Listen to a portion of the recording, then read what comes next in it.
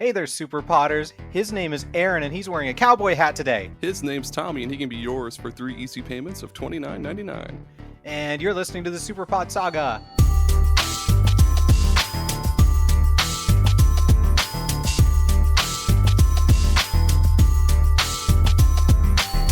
That's right, Super Potters. That's what you're called now.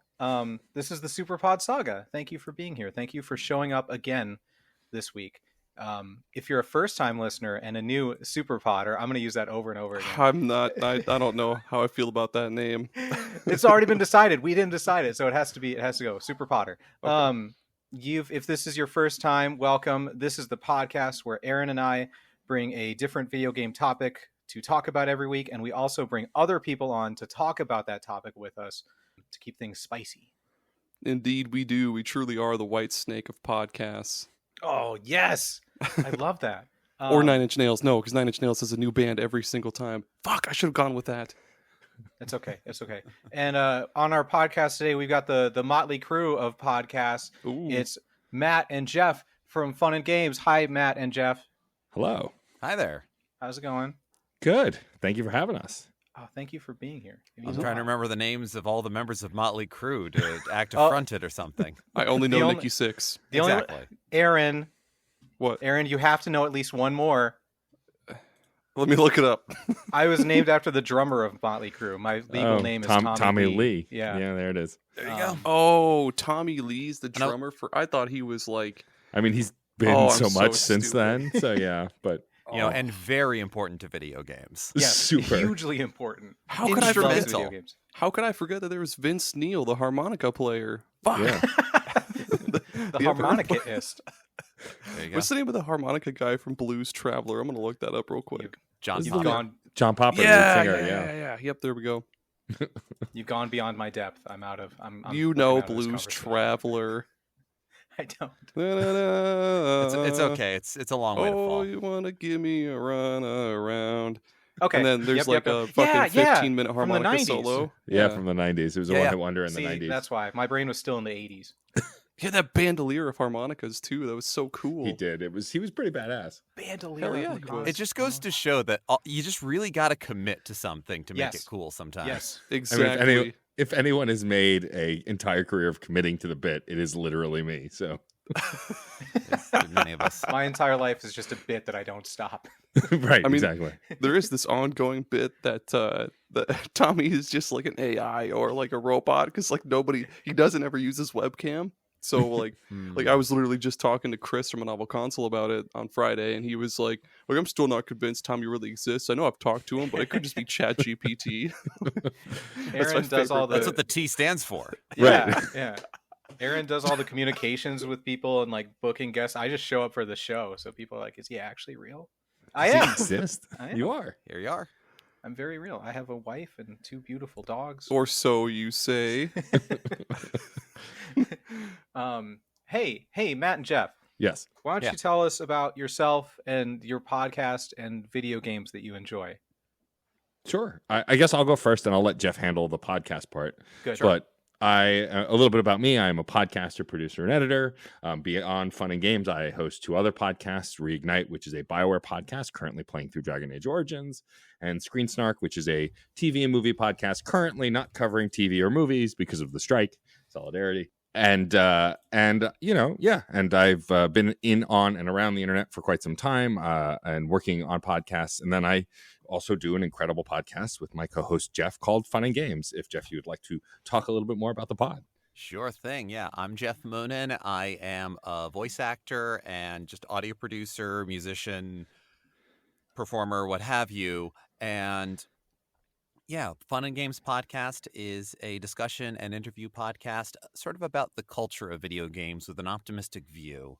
And we've had guests from in and around and outside the industry as well to do retrospectives on series and consoles that we love, to talk about the big and small things that go on within the industry or developments of the state of play and the development of the games therein. We've talked about guidebooks and memory cards and controllers and Nice. closing servers and keeping retro games alive in a digital age. And we also do a side series called Side Quests that is a different host every episode talking about a video game they love and why they love it. It could be a review of the game. It could be why it was important in their lives. But it comes from the idea that every game is probably somebody's favorite game. And so we like having a space for people to share that and for us and any listener to find new favorites in that. The amount of games I've started scouting for in retro shops because of a Side Quest episode is embarrassing. But that's what it's there for. Me personally. If the rest of you benefit from it, that's great. But it's working as intended. Yeah, and even Aaron of this very podcast did an episode on SteamWorld Heist, which a game I've always wanted to play, but is now on my wish list. And next time it goes on sale, I plan on picking up because of that episode.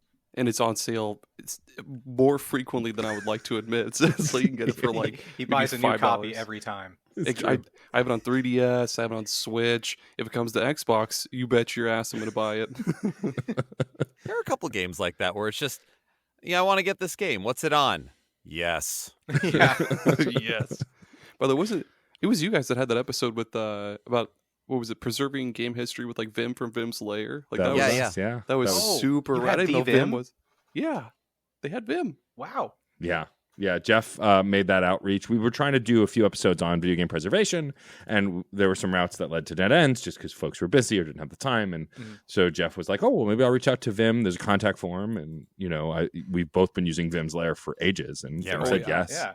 And it was great. Yeah, it was fun. He's such a mild-mannered kind of cool guy, and like That's awesome. kind of soft-spoken, but like was really passionate about the game preservation, of course, and the stuff we talked about. It's one of my. I mean, I love all our conversations, but it's one of my favorites in recent memory because It's a recent highlight, yeah. Yeah, because it's just so unexpected Yeah. to even make it happen, and then when it did, it's like when we had Grant Kirkhope a while back. Like I made the ask, never expecting him to say yes, and when he did, I was like, oh, okay, great.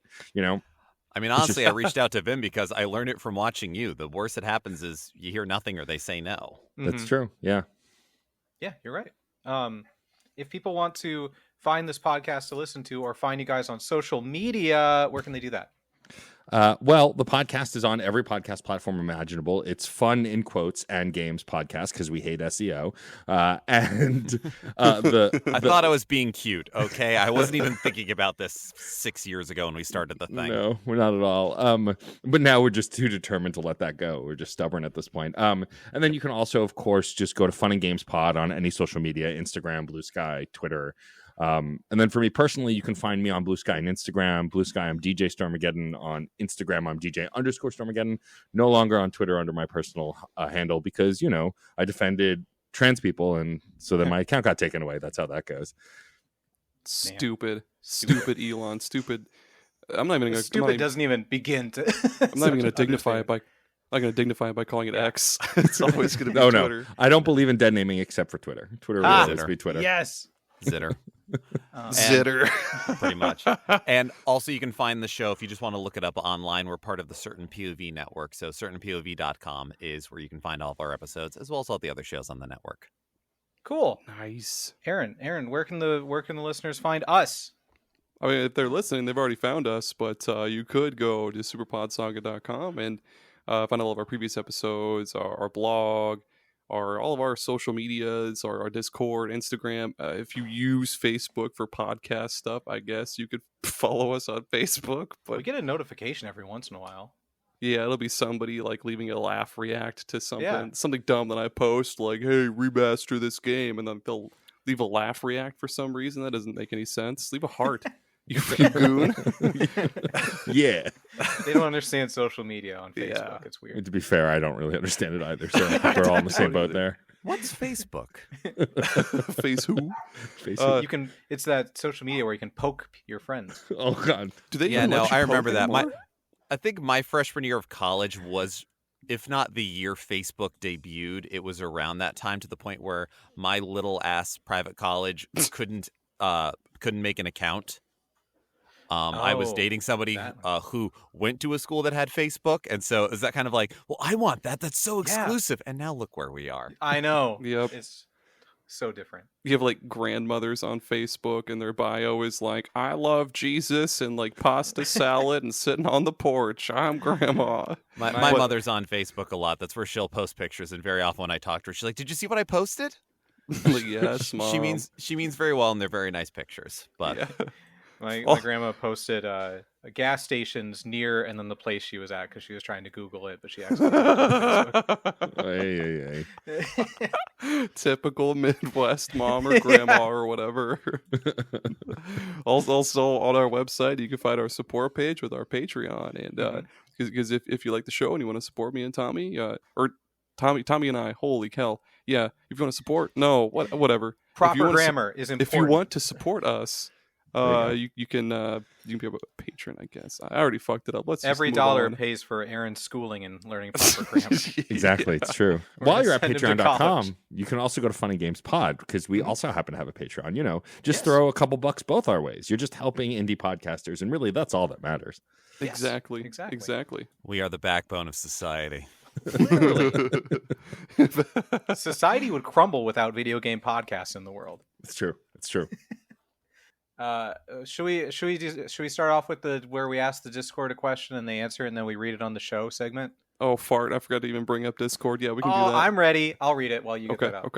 okay. You can join our Discord, and every week we ask a question and then we read the answers on the show. That's the segment. That's what we're doing. And the question, the question is always related to the topic we're talking about. So it's as if the Discord, Super Potters on the Discord, I don't know. It's as if you're in the episode 2. Yeah, Holy you get shit. the first say. They get the first say, and probably the better say, if I'm being honest.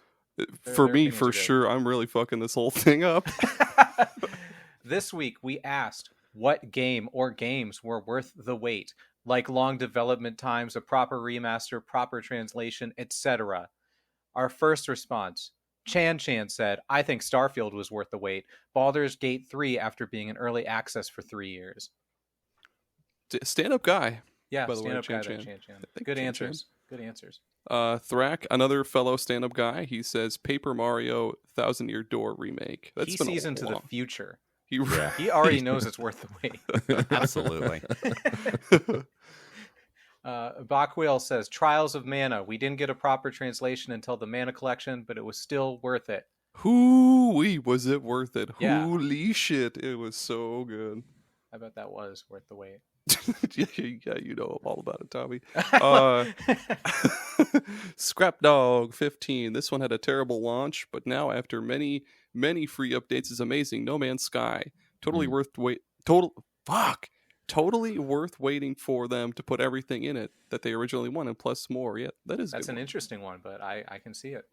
Adam, Revival and Extinction, said Dragon Age Inquisition and its DLC.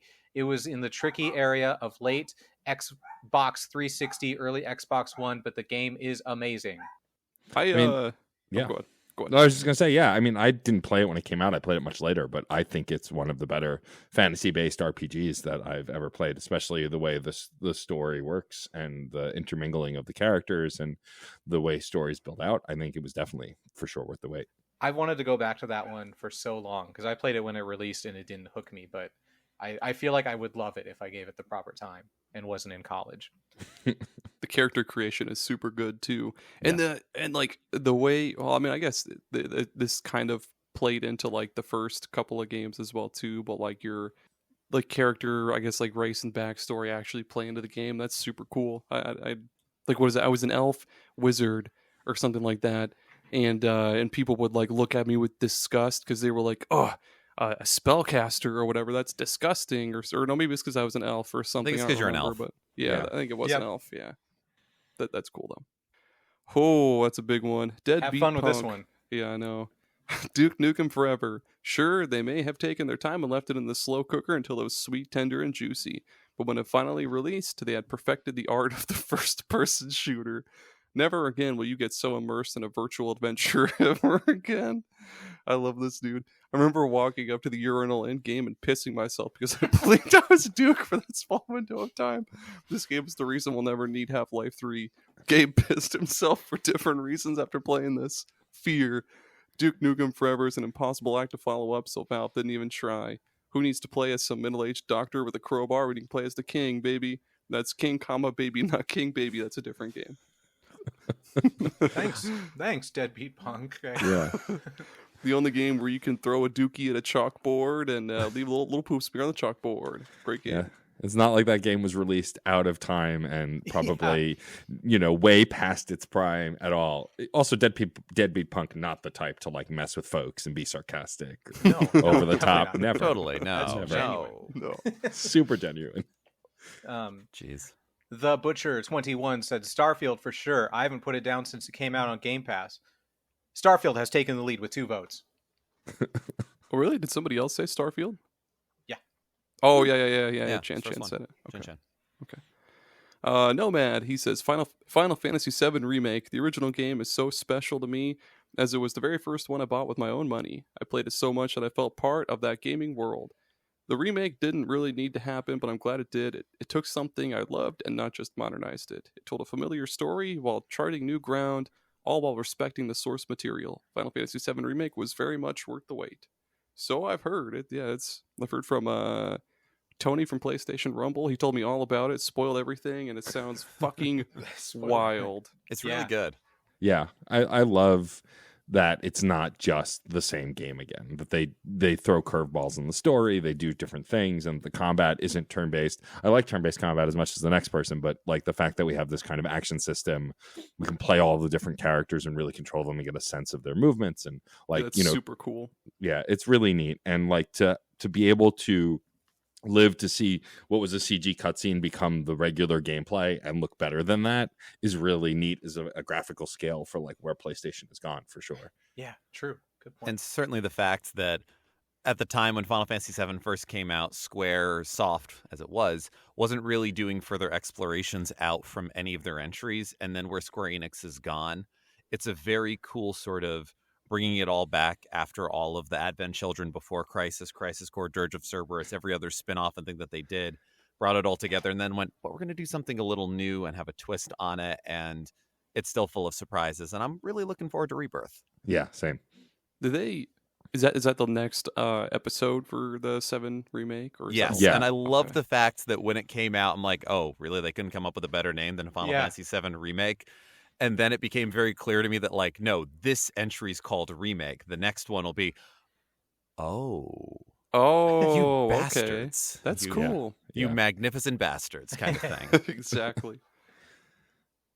Hocham, Hocham. Nailed it. Said, Hocham. Boost Roda. Not that I was waiting the entire length of this, but the gap between Psychonauts 1 and 2 was well worth the wait. Art style hit. The environments were even more creative and psychedelic. Combat felt good and had some nice extensions, and they really did a good job of expanding the universe by showing the Psychonauts HQ. Well said. Yeah, it's a phenomenal game. Like, I remember playing the PS2 version of Psychonauts, being like, this game is fun, but fuck the meat circus. But like, I really loved playing it. And I was like, man, I really hope we get to come back to this world. And like, I've been a fan of Tim Schafer's for a while and like played a lot of his other games. And like, they were just so quiet on Psychonauts 2, even though it had been rumored for years, and to like finally get that announcement trailer, know that we were going back to this world, and for it to live up to it in almost every expectation and actually blow it away and be better than the first is just like, it doesn't happen that way often. And so it was really cool to see that happen. It was one of my favorite games the year it came out. And especially when you consider that the modern age of gaming, we are getting a lot of cool opportunities for second chances for cult classics. We're getting plenty of Kickstarters of original creators putting out something going like, hey, I don't have the IP, but I can make the game again.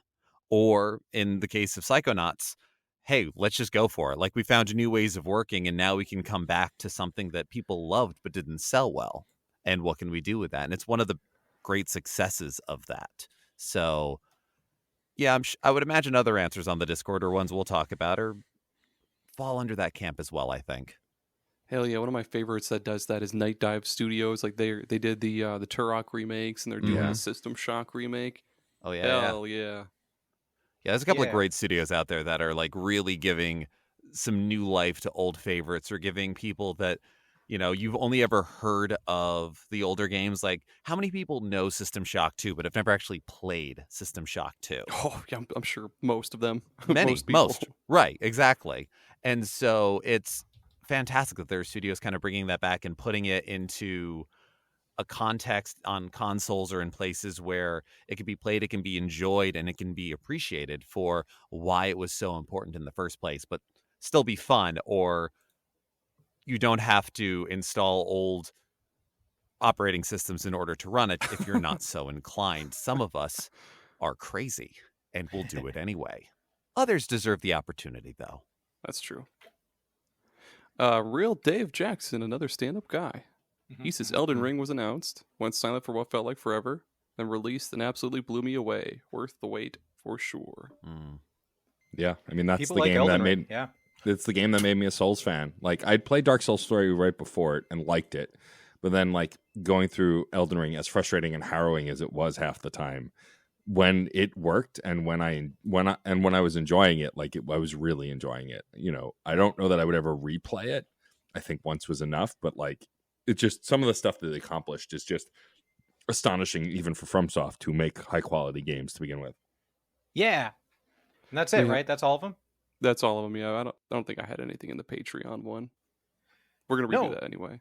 But yeah, because we're changing things up with that. Yeah. So no Patreon this week. Sorry, everyone. But anyone else, you can join the Discord and give us your answers. And as you can see, we will literally read them word for word because that's what we do. Ron Burgundy, that shit. Yeah, exactly. I'm Ron Burgundy. Who put a question mark on the teleprompter again? Anything you put on that damn teleprompter, Burgundy will read. We're just gonna quote the movie from beginning to end. God, So- no. We need to. No, I can pull us off of this by giving you the greatest example in my life of be like, I will Ron Burgundy this. Okay. As I mentioned at the top of the show, I'm a voice actor, and when the pandemic hit and I felt stir crazy and needed to be like, I need to feel like I'm working, I need to feel like I'm contributing, whatever else, I took on way too many really bad audiobook contracts. Don't look for them, please. As a personal favor to me, one of the ones that I did was these two books on backyard beekeeping that I am pretty sure the way they put the book together was online articles that were machine translated.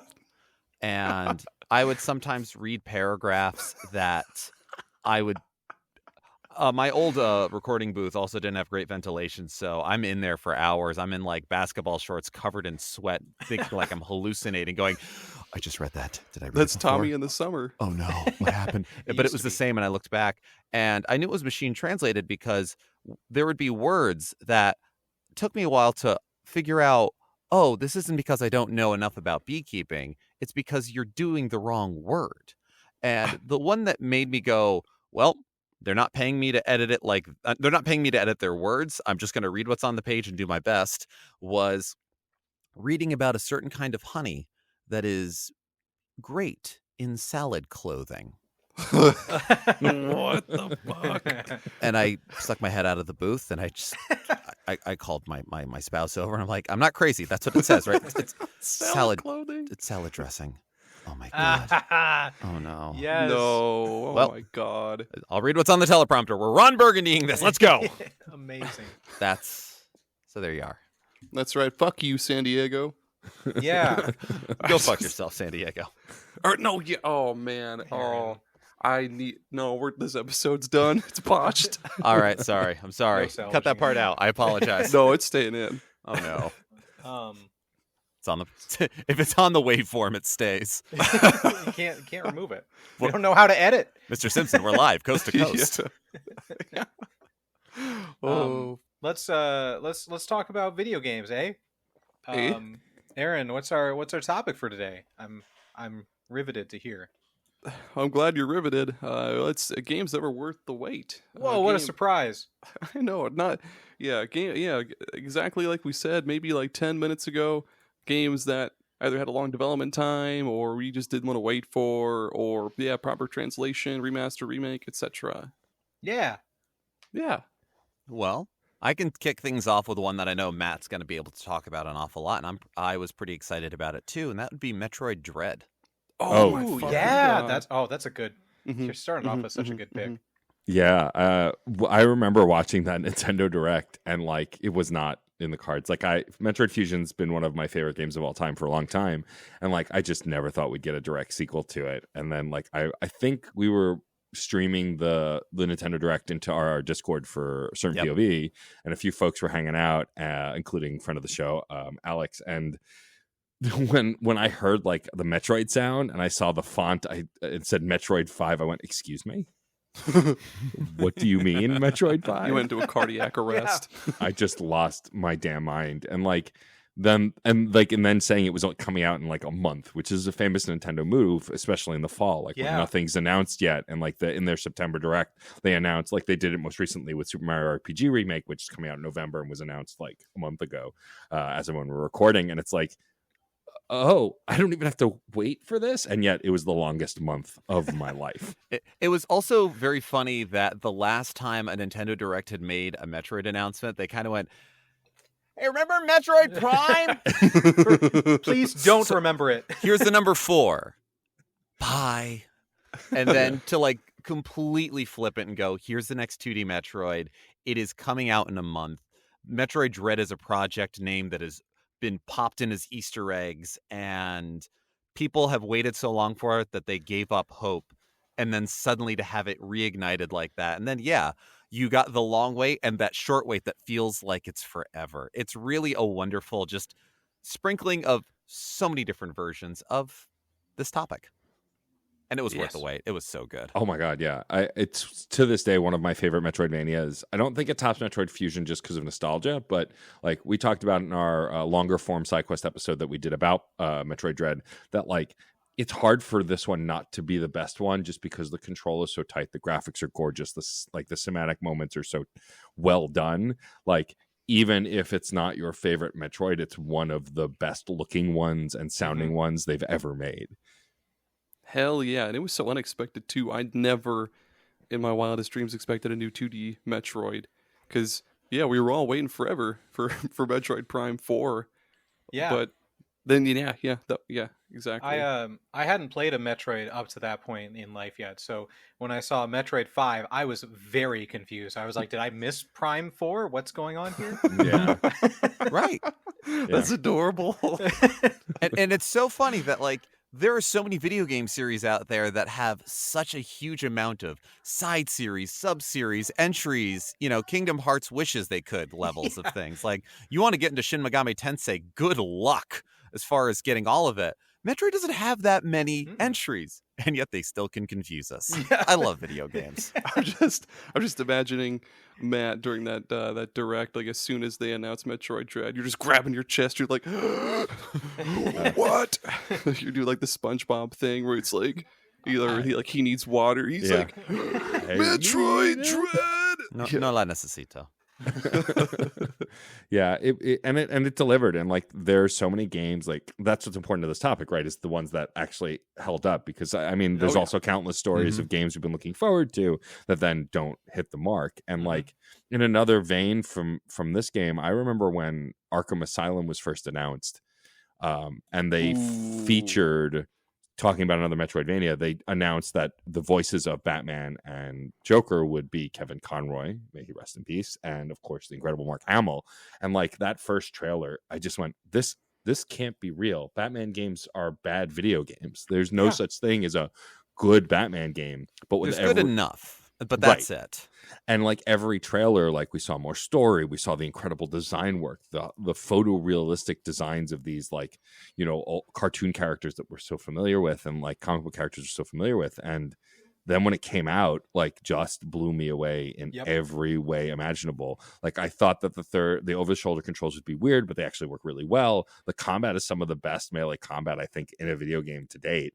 And the way they teased the villains, and like you got so many incredible villains, and then they expanded on that in the later games. But like it's that first game where it's like, I'm really running from Killer Croc. This is real. This is happening. Like it was wild to me that it was a real thing that existed and had such an incredible and well-known voice cast. I think it's interesting too because when you think of games that are worth the wait, you think of the singular title of whatever it may be. Mm-hmm. But actually, Matt, you kind of hit the nail on the head with Arkham Asylum because it wasn't just waiting for that game; it was waiting for a good Batman experience. Oh, Batman yes. has been a property in video games for decades before Arkham Asylum happened. And I remember even when Assassin's Creed first happened, some folks going, "Oh, this is how a Batman game should feel." But that's never going to happen. And so for that final culmination that puts us now into a world where there can be good Batman games. They're not guaranteed to be, but that's life. But like there can be and are good Batman games out there. That was also a huge weight for Batman fans and video game fans, gamers of all stripes for decades. And yeah, Arkham Asylum, totally worth the wait on that level too. Fuck yeah, it was. Like they like Batman games up to that point were just fucking brawlers or just like Yeah. The based like Sunsoft that. game was okay on the NES. It was fun. And yeah, with Arkham Asylum, they focused more on like staying true to the comics and everything like that. Like, yes, he's a master detective, so there's little bits where you have to analyze DNA and follow, gas trails wherever, and they put a lot of focus on that.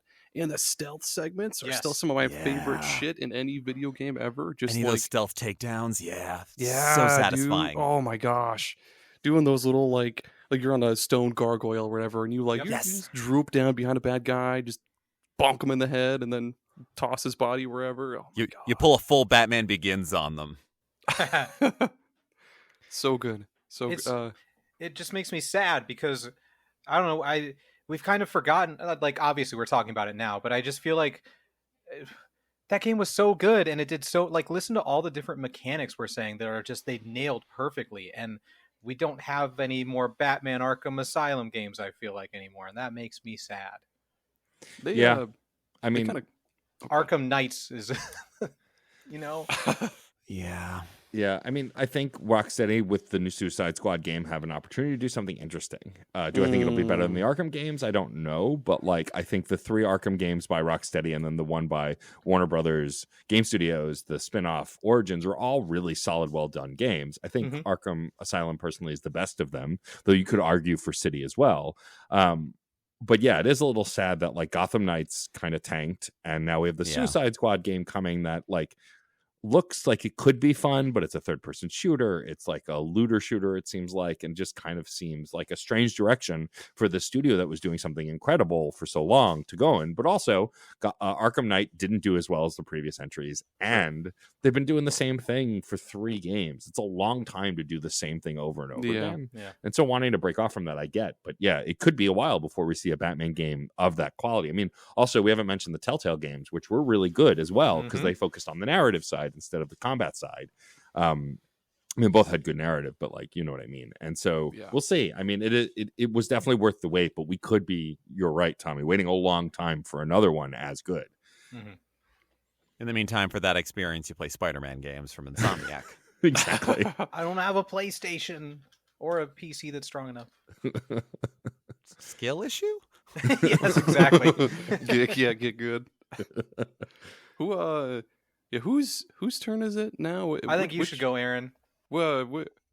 Yeah, we'll do that. So who did the first one? Was that Matt or was that Jeff? It was Jeff for Matt. Yeah. And Well, then I also brought had up the things second to one. say. I just knew we would be able to talk about it. I went first. Yeah. Yes. Okay, so should we do Jeff, Matt, B, Tommy? Yeah. That was Yes. Okay, that works. Okay. The first one I had is the Resident Evil 4 remake. sure. Ah. Mm.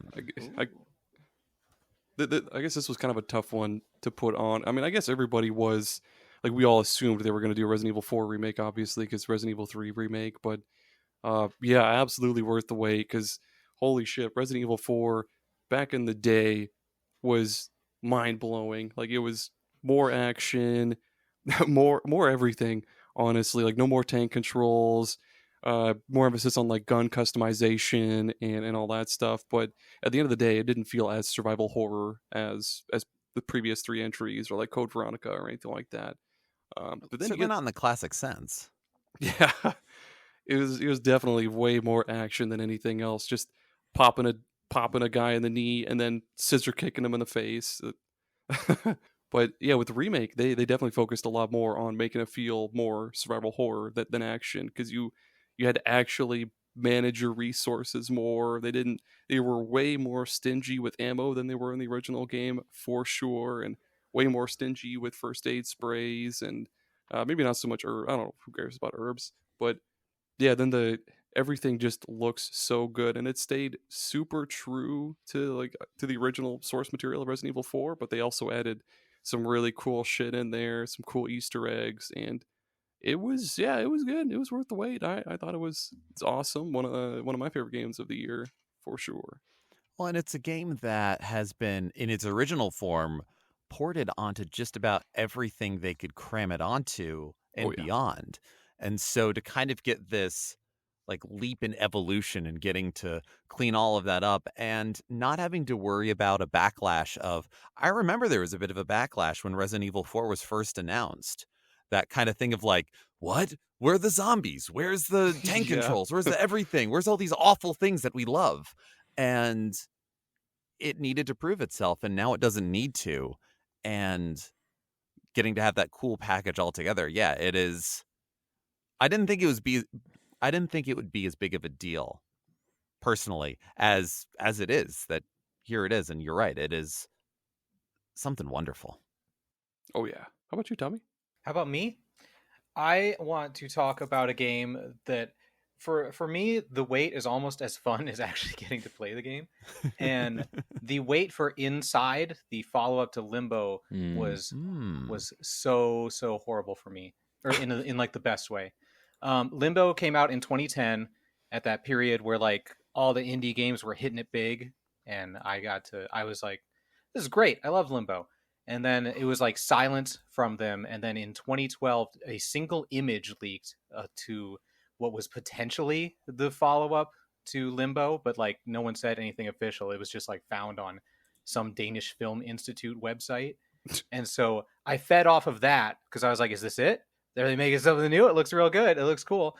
Then it wasn't until 2 years later that they finally announced Limbo. And they were like, it's coming out early 2015. I'm like, cool, just gotta wait a little bit longer. I've got this trailer to feed off of. I've got this image. This is great. Then they delayed it to 2016. It came out on Xbox One a week before PC, and I only had a PC at that time, so that last week was grueling. But just all those steps in the way, and then I actually played Inside, and it was like everything I wanted in a follow-up to Limbo. It just looked better. The kid dying was still brutal in the different ways that he dies.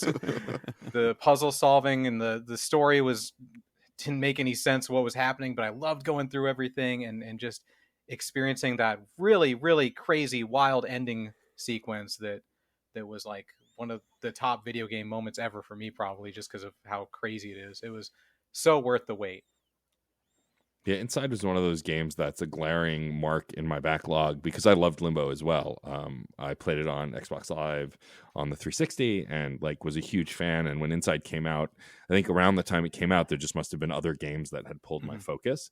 And it's sitting on my Switch. I bought it at the end of last year. I've been meaning to play it, but like I've heard nothing but praise about this game. And apparently, one of the main Playdead devs responsible for those two games is behind Cocoon, which just came out, and so I'm eager to try that as well. Ooh. Yeah, it's a guess different what game I love that just came out? Cocoon. Cocoon. What a surprise. I haven't played any of these. I know they're on my Switch right now because I got them on sale, so this may push it to the front of my docket. Woo. Jeff, you haven't played Limbo yet? Not yet. There's a lot of games out there. Oh man! Oh my god, Limbo is so fun. I love Limbo is good. I think Inside is. Times. I think Inside is better just because they took like lessons they learned from Limbo and made it more cohesive. I guess less like mechanical puzzle solving and more environmental, like you're a part of this world puzzle solving, if Very that makes cool. sense. But it's also not a very long game. True. Yep. And I am more than happy to play through the first entry in a series to get where they're coming from. And so I can appreciate in the next game when it's like, this is the better one. If I'm not spending 100 hours to get there, yeah, I'll put in a little homework. Yeah, exactly. And I'm sure it's a fun game nonetheless. And what are they doing? It's been 7 years since Inside, and I don't think they've had anything about whatever is coming next. Oh well, I'll wait. Yep, yes, you're waiting now. Here we are. Although thinking of that kind of, I'm fine waiting. Oh, another console got it before me. Why don't I have it now? Yes. I remember when I kickstarted Bloodstained Ritual of the Night. Hmm. And when was that? Like 2016 was when the Kickstarter was for it. Something That sounds ridiculous like that. And Symphony of the Night is probably one of my favorite video games of all time. Yeah. Definitely is like yeah. my easy answer in an interview, and is always in my top 5. So it's one of my favorites. So it was an easy, like, yeah, I'll get the physical version of this. And I got it for Switch because I love Switch. And it got delayed like 2 days or something based off of what everybody else got. And I hadn't had that kind of like crawling feeling that I remember. I liken it to when I was a kid and I would get a game for Christmas that I really wanted and I was anywhere else. And I'm like, I could be home playing Mega Man X4 right now. Why am I here? This is church. Yeah. Isn't God everywhere? Got him. That conversation didn't actually happen, but just that kind of feeling of I hadn't had that like crawling of I need this, I want this. When will it be here? In a very long time, and I don't think I've felt it since. So that, and I know I got the Switch version, and it's gotten its improvements, but that game in general, very worth the wait. Yes, it was. Yeah, I love Symphony of the Night and Portrait of Ruin. Oh And yeah, Aria of Sorrow. I love all of them. oh yeah, and the Game Boy Advance and DS Metroidvanias all have their ups and downs, but none of them miss. That's true. And they're all super fun to go back to. Right, Tommy? Correct. I will play them someday. You better. I've never played a Castlevania either. But I played Metroid Prime remaster, remake, or whatever earlier this year, and I love it. So I've officially played a Metroidvania. It took 32 years, but I did Well, There you go. You played Ori and the Blind Forest, right? That's a Metroidvania. the second one. Yeah, that The still Will of the counts. Wisps. Yeah. Play as Okay, many cool. Metroidvanias as you want if you just stretch the definition.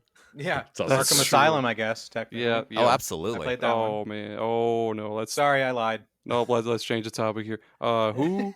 It's, I believe, me next.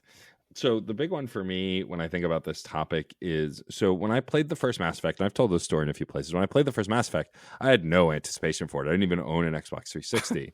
I had gone to a friend's house to play Rock Band, and when we were done playing and a bunch of friends had gone home, my friend Andrew was like, "Oh, you like RPGs? Why don't you try this game, Mass Effect? I know you're not big on shooters, but I think you'd dig the sci-fi story." And my friend was a fan of BioWare from like the Knights of the Old Republic days. And so I booted up Mass Effect on my friend's console. And then 5 hours later, I went home. And it was one of those where it's like, oh, I should go to bed. And so I went home, and like within weeks, I think Mass Effect had come out either the summer before or around my birthday or just after. And so like, with birthday money, I was just like, so can I buy an Xbox 3 to my parents? Like, I'm going to buy an Xbox 360 in this game because I really want to play it, and became obsessed with it. And so like that origin story for Mass Effect is important when considering the announcement of Mass Effect 2. And when Mass Effect came out, we knew that this was going to be a trilogy. We knew BioWare had announced that they were making everything interlocked and that the stories would connect. And so waiting for Mass Effect 2 felt unbearable, because I was aware of game development and gaming news in a way that I hadn't been beforehand. Like, I think we all as kids watched it on some degree or read magazines, but like in the internet age, like with Mass Effect 2, like I knew all the details about it. I knew when it was coming out. I wanted the collector's edition, and I was excited about how the story would continue. How did they follow up that massive story? And like, I was absolutely not disappointed because there are people with the Legendary Edition who may not have played the second one yet. I won't spoil it. But the opening minutes of Mass Effect 2 still to this day drops my jaw every time I experience it, because I just can't believe that's really how they started a game. And the way the narrative just grows from there. It's some of the best characters in the franchise. And so like when thinking about games that were worth the wait and how long I had to wait for them, Mass Effect 2 is up there just because of how much I loved. In anticipation of Mass Effect 2, I played Mass Effect 1 a total of 4 times. So I'd have 4 different stories. And then in anticipation of 3, I played it another 4 times. So like, but 3 is a different story, and we're not going to start that argument again, but like 2 for sure is one of those games that I couldn't have been more excited for. Like Geoff was talking about, like that anticipation that almost makes you shake, like you don't know what to do with that energy. That game is like at the forefront of my mind when I think about that kind of anticipation for a new game. It's like that Simpsons meme where like Lisa is rocking back and forth anxiously. Yeah. Yeah, kind of. Sometimes I go back and listen to podcasts from like the early 2010s, late 2000s, just to have like a time capsule of things. And they actually talked about some of the marketing around Mass Effect 2. I'm not sure. It was a piece of teaser thing, so I can talk about it, right? It's Sure. so long. Yeah. BioWare released a teaser image that said Commander Shepard is dead, and that's all it said. And they were like debating like what that means. They're like, that can't be right? Like it has to be a mistake, or like, what does that even mean? And just hearing them discuss it, I was like, ooh. Yeah, it's one of those things where it was part of the marketing, but you didn't understand where it meant, because they can't kill Commander Shepard.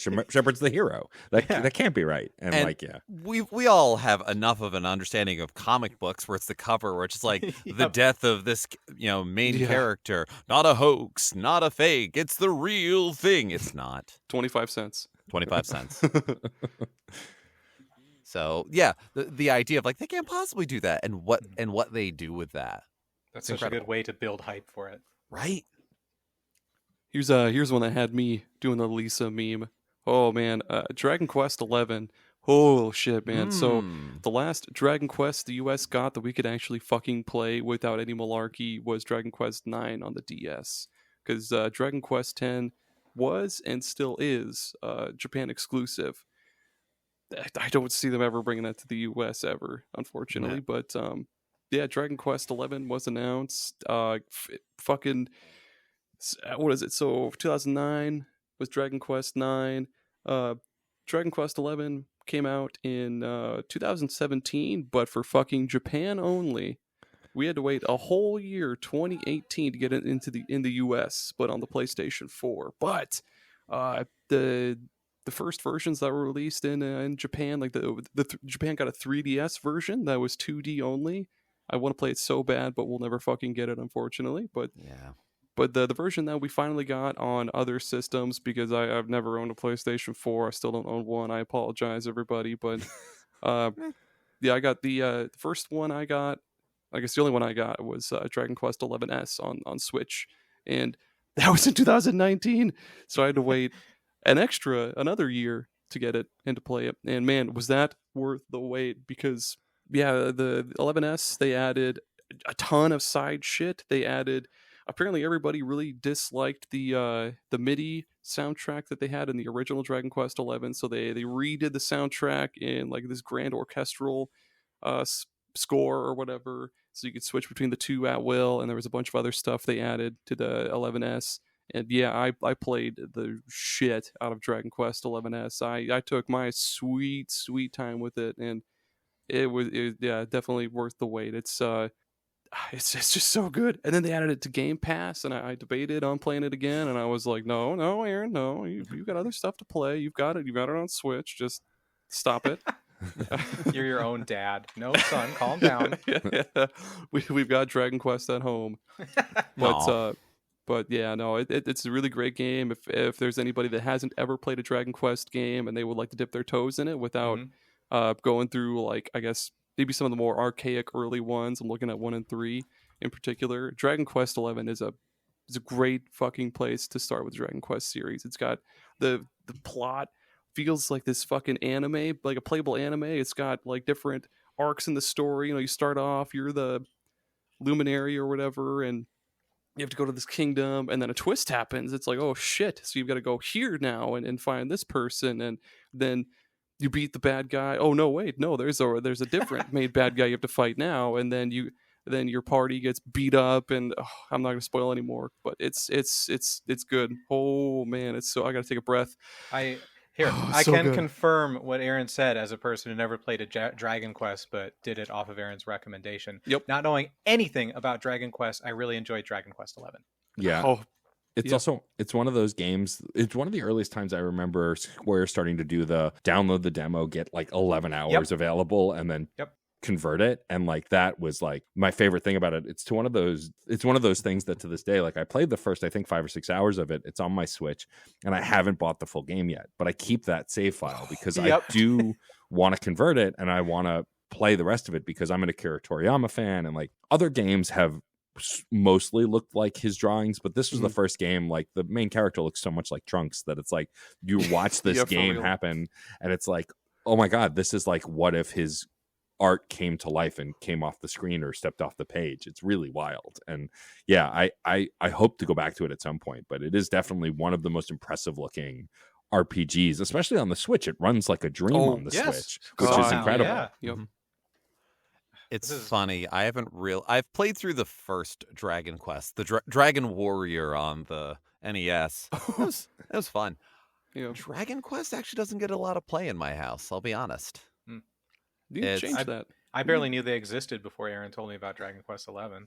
Well, I kicked my way through Tommy's kitchen window. I was like, "Hey, Tommy, Dragon Quest 11 is here. Play it." It was bleeding all over the place from glass. my spouse put probably like 20 some odd hours into Dragon Quest 11 and just kind of finally went, I don't think I like this pace of game. Yeah. Yep. She loves other turn-based RPGs. She loves all sorts of other series. You know, what got us into the Like a Dragon series is it became turn-based. All these other things. It's not a matter of she doesn't like RPGs. It was just whatever it was. Dragon Quest kind of missed her. And looking at all the other ones, it's a slower going getting it into our house. Yeah. I think. Yeah, for sure. But that's fine. Should we take an ad break, Aaron? Yes, we'll be right back. We'll be right back. Here we go. We're finally here, performing for you. If you know the words, you can join in too. Put your hands together if you wanna clap as we take you through this monkey rap. Hey, what's up, Super Podders? Tommy here. I just want to give a big shout out to our patrons. They are all wonderful, stand-up fellows. Thank you, Adam, Jameson, Jared, and a novel console for your support. It genuinely means the world to Aaron and I to have such handsome, talented patrons. And I truly believe the universe will reward you in some karmic way for being a patron to SuperPod Saga. Thank you. Donkey Kong, He's the leader of the bunch. You know him well. he's finally back to kick some tail. His coconut gun can fire in spurts. If he shoots ya, It's gonna hurt. It's really important to stay hydrated. They say to drink 8 to 10 cups of water per day to stay properly hydrated, but sometimes that can be difficult to do and completely inconvenient, and most of us don't feel like carrying a gallon of water with us at all times. That's where Liquid IV comes in. Liquid IV is the category-winning hydration brand fueling your well-being, and their hydration multiplier is the one product you're missing in your daily routine. In just one stick, you get 5 essential vitamins and 2 times faster hydration than water alone. Use it first thing in the morning, before a workout, when you feel run down, after a long night out, or on long flights. Man, in Iowa, the summers can be brutal. 90 degrees and tons of humidity, and that just saps the energy and water right out of your system within just a few minutes. Luckily, Liquid IV hydrates 2 times faster than water alone, with 3 times the electrolytes of traditional sports drinks.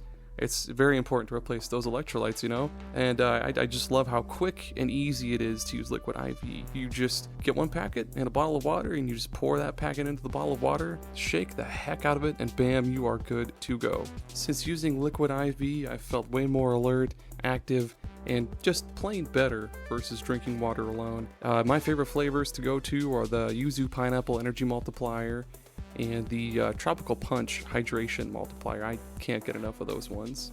And what makes them even better is, like I mentioned earlier, they're packed with 5 essential vitamins like B3, B5, B6, B12, and vitamin C. And again, 3 times the electrolytes of traditional sports drinks. And they're non-GMO and free from gluten, dairy, and soy, which is just great. So you can get 20% off when you go to liquidiv.com and use code SuperPodSaga at checkout. That's 20% off anything when you shop Better Hydration today using promo code SuperPodSaga, SuperPod SAGA at liquidiv.com. You have a great one, superstars.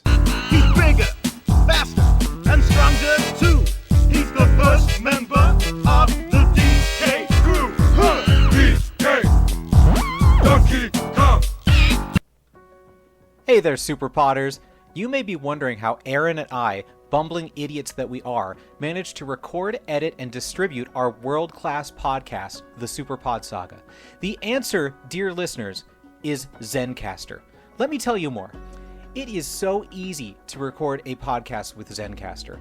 Log in using your browser and start recording a high-quality podcast right away. Record studio-quality sound and up to 4K video with your guests. Feel a sense of zen, knowing Zencastr's multi-layered backups ensure you always have your recordings in the highest quality, even if the connection is unstable. It's an all-in-one service! If you have thought about podcasting before and realized that you need a lot of different tools and services, those days are over. With Zencastr's all-in-one podcasting platform, you can create your podcast all in one place and distribute it to Spotify, Apple, and other major destinations. Go to zencastr.com/pricing and use my code SuperPodSaga and you'll get 30% off your first month of any Zencastr paid plan. I want you to have the same easy experiences I do for all my podcasting and content needs. It's time to share your story. DK, Donkey Kong is here. Kong's got style, so listen up, dude. She could shrink in size to suit her mood. If you're a fan of coffee and you're looking for something different, I think we've got just the thing for you. That's Bones Coffee. Bones Coffee is not your usual coffee company. Of course, it's all sugar-free, gluten-free, all that stuff because it's just coffee, nothing added to it. But they roast each batch of coffee beans to your order, and they've got just a bazillion different flavors to choose from. They've got your usual French vanilla, salted caramel, they've got Irish cream, of course they've got decaf, single origin coffees like Kenya, Guatemala, stuff like that, even what they call high voltage, which is extra strength, extra caffeine, but they have all sorts of other awesome kind of out of the box flavors. They've got ones like cotton candy, maple bacon, and even mint chocolate chip ice cream. And they're always coming up with new crossover flavors, like they've done a bunch for Nightmare Before Christmas, Indiana Jones, even Spider-Man, of all things. And they're also coming up with new seasonal flavors all the time. If this sounds right up your alley, feel free to use the link in our episode description and use coupon code SuperPodSaga at checkout to get 20% off your order. That's SuperPodSaga at checkout to get 20% off your order. And if you're not just in the market for coffee, you can also get some sweet mugs. They've got lots of cool shirts. They've got all sorts of different brewing equipment like French presses, stuff like that. Just head on over to bonescoffee.com or again, use the link in our episode description and get 20% off. Get yourself a new interesting flavor and spice up your morning routine with Bones Coffee. I really hope you enjoy. I'm a really big fan of it, and I hope you find one that really hooks you. Thank you so much for listening. Have a good one. She's quick and nimble when she needs to be. She can go through the air and climb up trees. If you choose her, you'll not choose wrong. With a skip and a hop. If you have an idea you want to do, Tommy, go for it, but I do have a good one. If you've got one set, you do it. Oh my gosh, okay. Hey everybody, have you ever been in a situation where you desperately needed information or you needed to extort something from somebody for some reason, or you just really needed someone to get hurt for whatever reason? Every day. Always, constantly. Yeah, when am I not? Okay. Well, let me be the first to introduce you to Rent a Crooked Cop. It's the world's first and only premier crooked cop rental service. You just, as soon as you fill out your forms, you'll be asked, hey, what do you need this crooked cop for? Like, what are you looking for with Rent a Crooked Cop? And they'll find the best crooked cop to fit your needs and get you what you want, get you your satisfaction at So once you're matched with your Crooked Cop, they'll take you out to their cop car that, of course, isn't actually like a cop car. It's some like Just old to rent bus. it, yeah. Yeah, just, It's I the was Blues Brothers cop car. I mean, I was gonna say like a muscle car with a siren on top, but yeah, no, we'll go with like a rental car because yeah, they're a rental service. Damn it, they've got like it'll be like a 2009 Ford Explorer or something dumb, but they'll have the siren on top. God damn it. And yeah, whether you need to go bust apart a kneecap or like, we'll say you need to find out where your ex-wife lives or whatever. And she took your favorite pair of blue jeans with her, and you want to go get them back. So you Never gave your blue jeans. amiibos back. Yeah, Not speaking from experience or anything. Your Crooked Cop will not only do his own private investigating on his own time, of course, because he's being paid by the hour by you. He's going to go the extra mile. He'll get you the address, and he'll take you there. He'll turn on the siren. He'll drive you there at 95 miles an hour, completely ignoring any and all safety or road safety laws and everything. He'll get you there, and then he'll kick in the door to your ex-wife's house. Where's the blue jeans? You'll fire a shot into the ceiling, like, where's the amiibos? Sorry, where's the amiibos at? Tell me where these are right now. And then yeah, you got your amiibos. Hey, thanks, Rent a Crooked Cop. Tommy, what have you used Rent a Crooked Cop for? They're actually surprisingly fast at getting donuts. So whenever I need donuts, I actually just use them for that service. And you get them for free. Yes. They'll be like You just gotta pay for renting a cop, and they'll give you free donuts. He'll point his gun right at the the cashier, be like, "I'm taking these for free, no problems, right?" And you'll be like, "Yeah." You'll fire a shot into the ceiling anyway, and then you'll go. And then you got your donuts. First shot's always free. First shot's always free. Matt and Geoff, what were your experiences like with Rent a Crooked Cop? I used mine mostly for dispersal and disposal of items I did not want to be connected to anymore. I can state no more, but thank you, Rent a Crooked Cop. Thank you. What about you, Matt? Most of my information has been stricken from the record and redacted, so I can speak no further on this topic at this time. Dang, I feel like I really wasted my rent-a-cop by having him get donuts. I mean, you can have another one. Go for it. It's really hard to get the drop-down menu to stay on the Scorched Earth option, but it is worth it. It actually is oddly easier on the mobile site. I will tell you that. That's good info. Oh God, yeah. Thanks, Rent a Crooked Cop. It's the most. It's the only Crooked Cop rental service. But by God, it is. I mean, I guess if it's the only one, it's the most cost-effective Crooked Cop rental service out there. So thank you, Rent a Crooked Cop, for sponsoring this episode. Thanks. Walnuts, peanuts, pineapple smells, grapes, melons, oranges, and coconut shells. Oh yeah, walnuts, peanuts, pineapple smells, grapes, melons, oranges, and coconut shells. Oh yeah, walnuts, peanuts, pineapple smells, grapes, melons, oranges, and coconut shells. We're back? What? We're back, Aaron. Yeah, yeah. Oh, all right. We're back, everyone. Matt, Geoff, turn wake up. is We're it? back. Oh, okay. You're good? Sorry, I was just taking a nap. You take them wherever you can get them. Incredible. Turn? Yeah, because you said Dragon Yes. Quest. Yes, Yeah. sir. Okay. Yes. We kind of touched on this briefly earlier, so I'm going to bring it back up.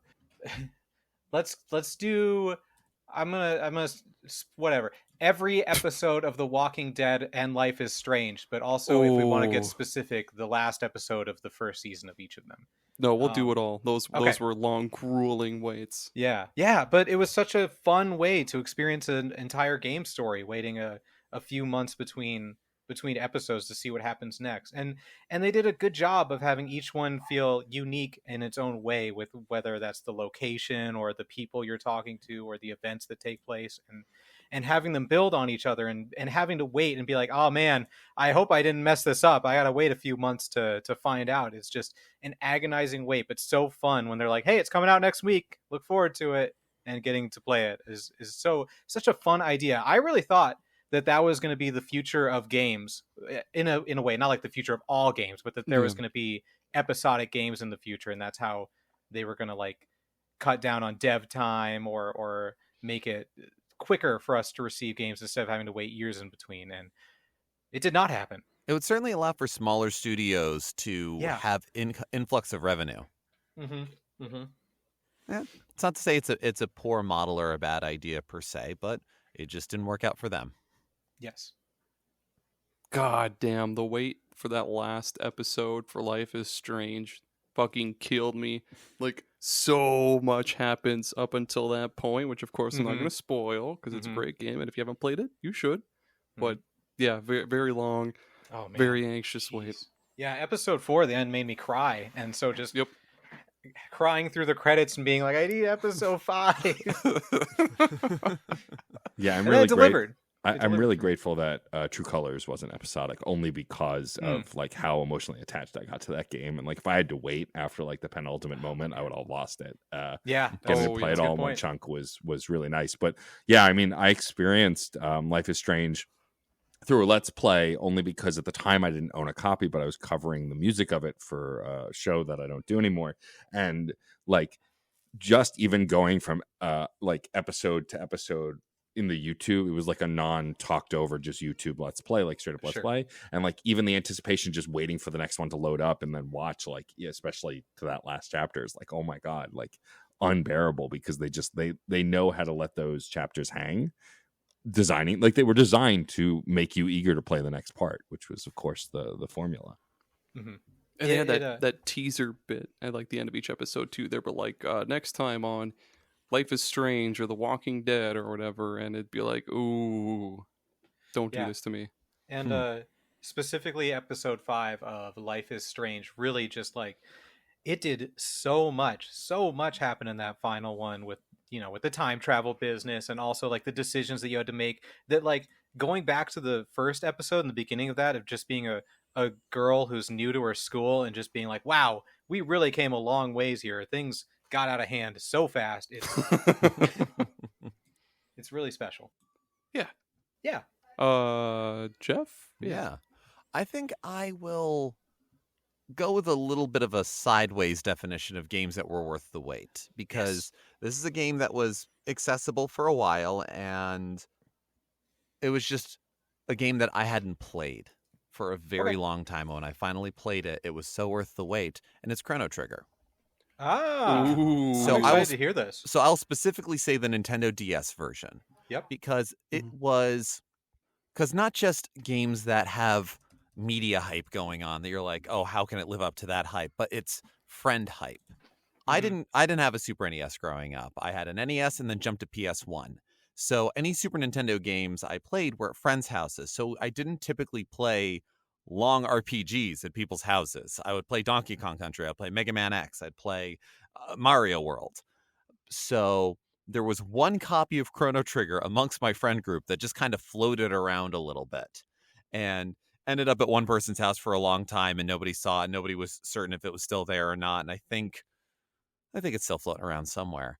And so I saw glimpses and bits and pieces of what Chrono Trigger was as a game. And I was a huge Final Fantasy fan. So I knew I'd enjoy it. But just there came a point where I'm like, well, I'm not getting it. Or, oh, I have a Super NES now. How much does it cost? I'm not spending that much, kind of thing. And then the Nintendo DS version came out. I got it and finally got to really sit down and take my time with an absolutely superb RPG. One of those, there's no such thing as a perfect game, but one of those perfect for what it is and what it wants to be. And certainly having it on the DS was incredible because the touchscreen controls were great. It made navigating double and triple text so much smoother while also being still nail-biting in a real-time battle system. And the expansions and additions they made were great.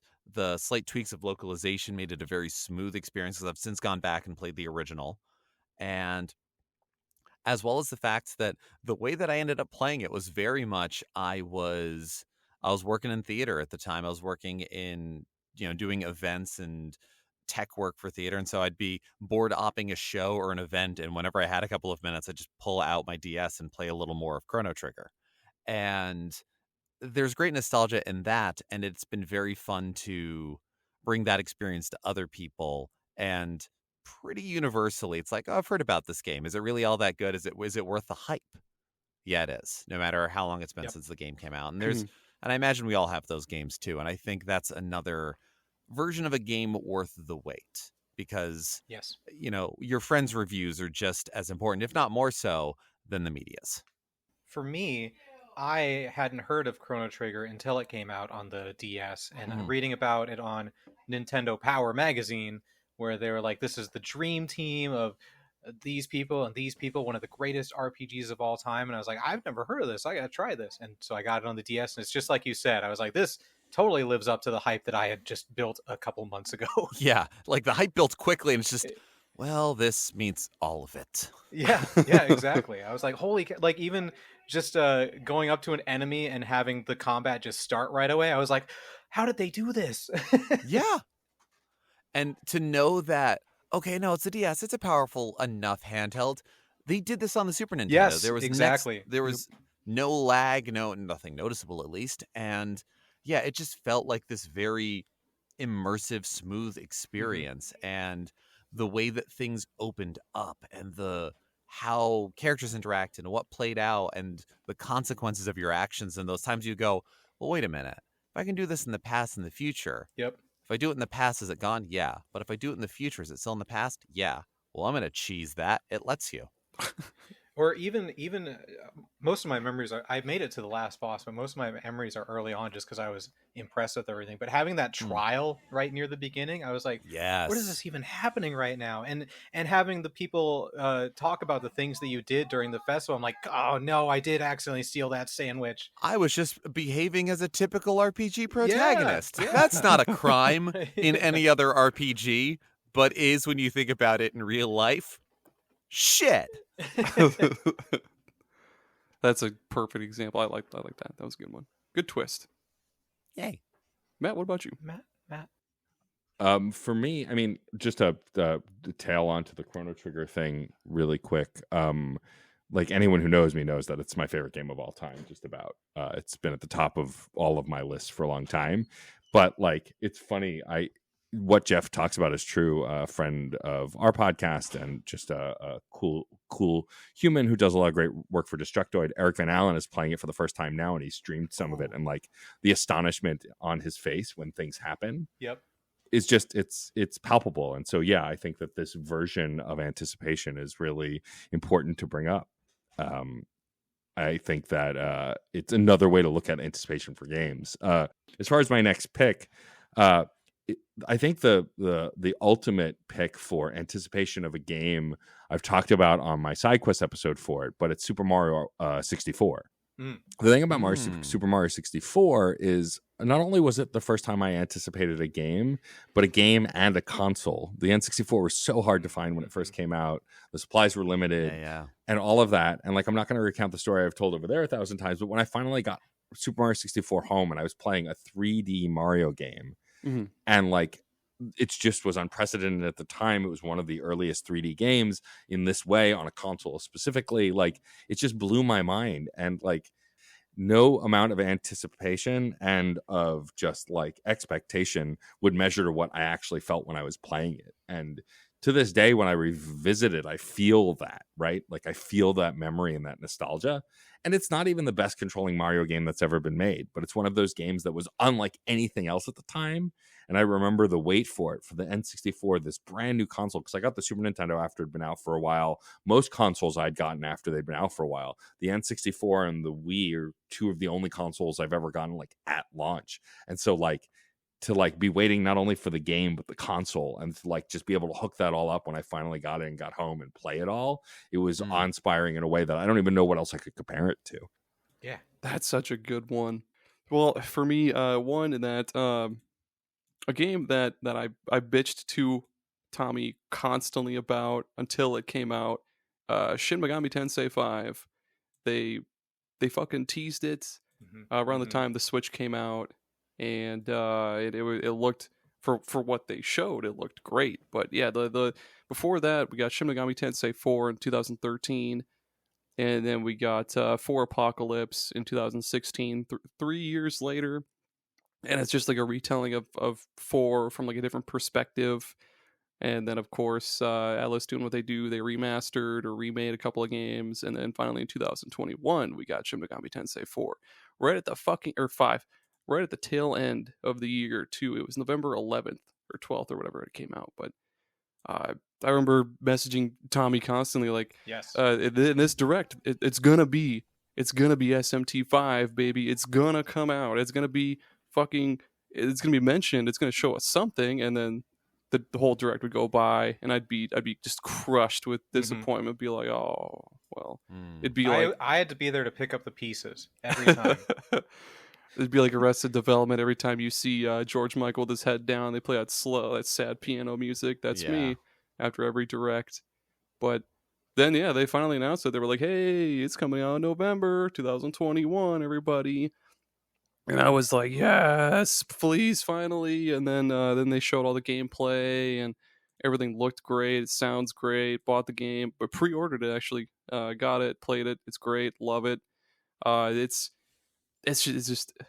another one of those series where if you haven't played a Shin Megami Tensei game, this newest one is probably the best one to just hop on into. It's a lot less archaic and everything is way more streamlined. But so in like, say, Shin Megami Tensei 4, which was on the 3DS, the combat was all first person. You only had like maybe portraits, like character portraits of your demons and your main character, and then the enemies, while they did move around and shit, they weren't like 3D models. They were more like 2D models that kind of wiggled and shit like that.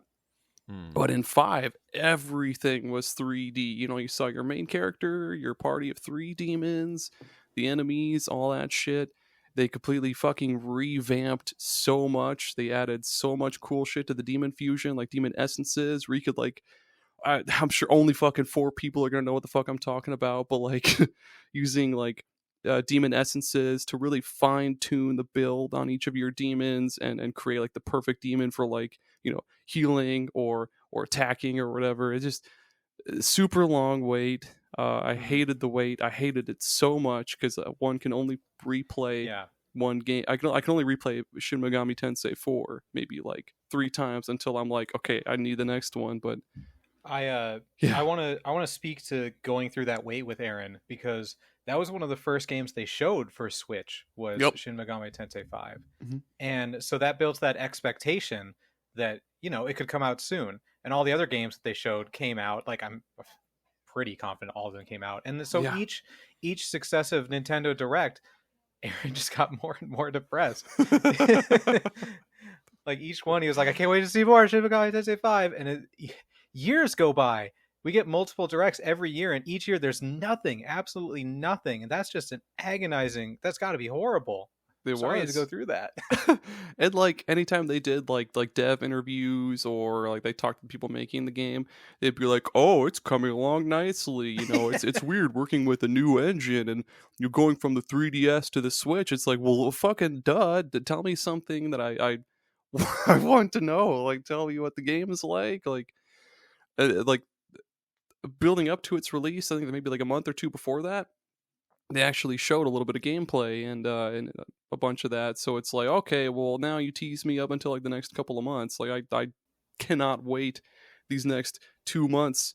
You goddamn saw motherfucker. Yeah, it was. Oh boy, it was worth it though. It's so good. Good. I'm glad. Thank you, Tommy. I have another weird pick in a weird waiting way. Okay. Control by Remedy. I had always appreciated Remedy games from afar, just like seeing the cool, unique weirdness of Alan Wake and also some of the weird story stuff Max Payne does. But Alan Wake was way too spooky for me. Quantum Break did nothing for me. Seeing it, I should say. But Alan Wake was too scary for me. I don't do good with scary games, so I didn't do that. And Control was like just on the edge of being scary, but not scary for me. And it just looked so cool. Everything about it with the sci-fi powers and just the building and the aesthetic and everything. I was like, I want to play this. But at that time it came out in 2019. I didn't have a PlayStation 4. I didn't have an Xbox One. I had a PC that was aging. I bought it on my PC anyways and tried playing it, and I just wasn't powerful enough. Like, it looked like trash. I was like, this isn't the way I'm supposed to experience this game, so I guess I'll just wait or something. I don't know what my plan was. I was sad about it. And then GeForce Now, the video game streaming service, was like, Control on GeForce Now, and I was like, so I played it through GeForce Now by streaming it, and there was definitely some input delay, and it was a little fuzzier than it would be, but aside from that, it looked totally fine, and I was able to play through the whole thing, and I was like, wow, thanks video game streaming service for letting me play a game that I was anticipating to play. Yeah, Control's one of those games that, like, it came out. I was a fan. I had never played Alan Wake. I hadn't played the Max Payne games. Like, I'd been hearing about Remedy, but had never played any of them. And What then about Quantum Break? Nope, none of them. Damn it. And then I remember getting this huge push on PlayStation 4, and I just got a PS4, and I was like, I'd gotten it late, and I was like, you know what? There are a bunch of games that I've wanted to try. Let's pick up Control and see what it's about. And I loved it. I fell in love with it. Made me go back and play Alan Wake. And like, since then, I've replayed the PS5 Ultimate Edition with all the DLC, and like, it's become one of my favorite games of all time. And I think what's brilliant about that game is no matter how many trailers for it you watch, you don't know what's happening in like that X-Files kind of way. And it adds to that anticipation because of the unknown. It's why I ended up enjoying Alan Wake, although I too am a coward and am not good at horror games. Although I found out recently that apparently even people who like survival horror, that's the point, right? Is that you want to be scared. And so I may be more of a survival horror fan than I thought. But yeah, it's definitely one of those games that I think was absolutely worth the wait. Just because of like all of that world that was within it, and then finding out that it was actually connected to the world of Alan Wake, and who knows if it's connected to the others as well. I'm a sucker for environmental storytelling and world building, and there was just oodles and oodles of that in Control. Did anybody here play Quantum Break? Nope. Oh, did you play Quantum Break? I did. I enjoyed it. I mean, it's not my favorite game of all time, but it was fun. I mean, it was like the one Xbox exclusive, or the Xbox One exclusive that we had for like a while, and I thought it was cool because I had like a TV show tie-in with Lance Reddick. Rip. Oh, I miss Love you, Lance. Miss Lance Reddick. Legend. I did go back and try to place Alan Wake, and my fears were confirmed. I'm too much of a coward to play it. I got to a room where there was a bunch of eyes, and it was like, the attacker's coming to get you. And I was like, nope. Closing out of this game, deleting it. We're done. What a fucking cool concept for a game. I know that, like, we're just going to talk about, hey, welcome to the Alan Wake podcast, everybody.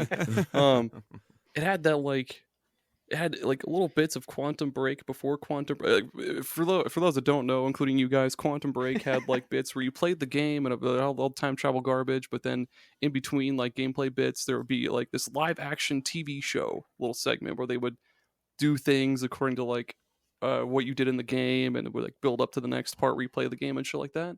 And Alan Wake did a little bit of that too, because it would be like you finish a chapter of the game and it'd be like next time on Alan Wake, and then you start the next chapter previously on Alan Wake and shit like that. And that was such a cool thing for a game. I know they did that on like The Walking Dead and shit like that before, but those were like episodic, like point and click kind of almost, where like Alan Wake was like a 3D survival horror, like psychological horror almost. But no, it's cool. Great. Thank you, Remedy. Are you going to play Alan Wake 2, Aaron? Possibly. That comes out this month. It does. Fuck. I still haven't finished Sea of Stars. I still haven't finished there's like 2 games on Switch that I started that I haven't finished yet. I don't mean to throw you under the bus. I'm going to throw you under the bus. You haven't finished Tears of the Kingdom, Aaron. Fuck, that's one of them. Yes. Oh no. This isn't the games I haven't finished podcast, all right? That's true. This is a separate topic. That's for after the recording stops. We go into the shame spiral. Yeah. Tommy's gonna berate me. Shame. Just do it. It's a Switch. You can take it anywhere. Who was that? That was me. Okay. So it's my turn. Yep. We'll do one more. One more, everyone. Make it good. Then I think I'm going to go with Final Fantasy V. Ooh, tell me about this. Which is one of those games that took a long time before we had an official localization and an Hell easy way to yeah. play it here in the States. I, like many, played the Butts translation on my emulator back in high school. And it was fun, and I didn't get very far in it because of the limitations of the emulator. But when I was finally able to have access to it, I actually played the worst version of it. I played the PS1. PS1 version, yeah. And look, it was still fun, and I didn't know any better. Mm-hmm. And it's the same collection that has Final Fantasy VI, and playing that, I had played it on the Super Nintendo, so I knew how slow it was. But playing it on the PS1, I didn't know any better. I had no experience to compare it to, really. Mhm. So I was just going for it. And playing that after getting into Final Fantasy VII and so many other Final Fantasy games, you realize how much inspiration is drawn from Final Fantasy V, how many references happen, how many big and little things that you just kind of go, oh, that's nice, but there it is. The job class system and gameplay of it in general is utterly fantastic. And Yes. it's, if you're going for Final Fantasy for epic stories, don't go to Final Fantasy V. If you're going to have a really good time, yeah, it's great. I also am a big, dumb fan of blue magic. So it gave us blue Yes. mages. So thank you, Final Fantasy V. Thank you. And the weird jobs to unlock and the strange builds that could happen. And I was recovering from a surgery around when I was playing it. And so got to really grind towards the end. Everybody was Spellblades. It was great. And at least everybody had maxed out Spellblade when I put them back to freelancers or mimes when it was time for the final dungeon. But it was a great time. That one was so worth the wait. After hearing all of the stuff like why they didn't bring it over and everything else, it's like I could see why they didn't bring it over. But I wanted to. But I'm really happy I'm playing it now, and I will probably play it again. Have you ever played any of the Bravely Default games? Not yet. I have the first one. I picked it Ooh. up not that long ago. I know that's another one where I got 4 Heroes of Light because I love job class systems. Yeah, Bravely Default does it so fucking well. And I know. 2, I think it's on Switch and PC, and that one's really, really good. I love those, dumb, goofy, like job combinations. Like, fuck, I think from the first game I mixed like a pirate and no, this is the second game. I mixed like an assassin with like a shadow mage or something stupid. Although those go kinds really of games well are together. so much fun. Yeah. Yeah. That's not stupid. That's smart. It's so fun. I love that kind of stuff so much. Absolutely. More games need to do that. Agreed. Speaking right. of ninjas. Speaking of ninjas. All right. Well, for me, I think I have to, the next one I have to pick, I have to get a little character action game love in here. And so I've loved the Devil May Cry series since I played the first one. Yeah. And like, unfortunately, the Devil May Cry series has had a ton of ups and downs. The second one was not very good at all, though I still enjoyed it. It was not a quality game. Third one was really good. The fourth one, some people didn't like, though I did really love it. I thought Nero was a great character, but like it had its ups and downs. And then when they finally, almost seemingly out of nowhere, announced Devil May Cry 5 and that the new redesigns for the characters, Nero and Dante are back, and like all this larger than life story and all the characters, I was like, oh my god, I'm so excited for this. And like I hadn't replayed 4 or any of the others in a while, and so I replayed 4 on PC because I had it and like refell in love with everything and was so excited for this. And Devil May Cry 5 is hands down the best Devil May Cry game, but it is also hands down one of the best character action games. There's only one game that came out this year that I would rank higher than it, which is Hi-Fi Rush, but that's a whole other animal.